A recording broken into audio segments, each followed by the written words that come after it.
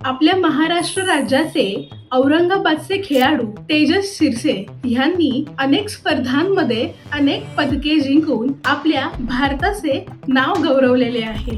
Reliance फाउंडेशनने दिलेल्या उच्च प्रशिक्षण आणि योग्य मार्गदर्शनामुळे ही वाढ झालेली आहे आणि ज्याला अलीकडेच FICC ने सुद्धा मान्यता दिली आहे. उच्च कामगिरी पुरस्कार हा नक्कीच रिलायन्स फाउंडेशनला जातो. We hope to make India a truly global multi-sporting powerhouse.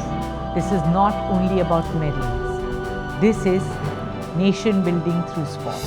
For 1.4 billion Indians, it is a shared dream to see our country India host the 2036 Olympic Games. Nita Mukesh Ambani जी यांच्या नेतृत्वाखाली रिलायन्स फाउंडेशन आपल्या प्रत्येक खेळाडूला सक्षम बनवत आहे आणि 2036 मध्ये भारतात ऑलिम्पिक भरारी घेण्यासाठी त्यांचे यांच्यावर लक्ष आहे.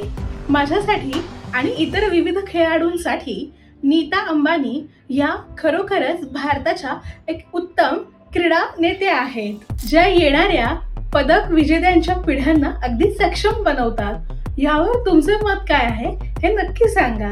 थँक्यू.